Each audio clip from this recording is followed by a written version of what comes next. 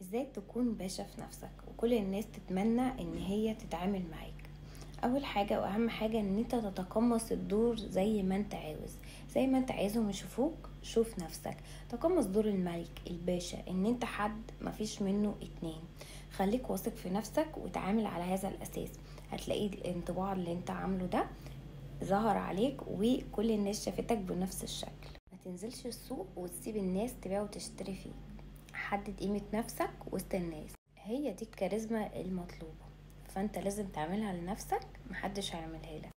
في كذا طريقة تخلي الناس تشوفك زي ما انت عاوز، فحدد الطريقة اللي انت عايزهم يشوفوك بيها. خليك الجامد اللي بتتواضع بمزاجك، ما تبقاش المتواضع اللي ممكن تبقى جامد. فخليك دايما جامد. احفظ برستيجك وخلي بالك من الكلام اللي هقوله لك.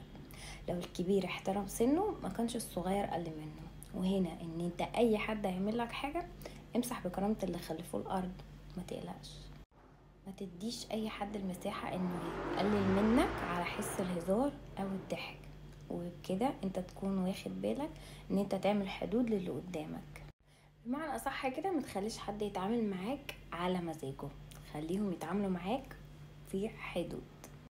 خليك واثق في نفسك وما تحطش نفسك تحت رحمة حد. خليك تكون عندك ثقة في نفسك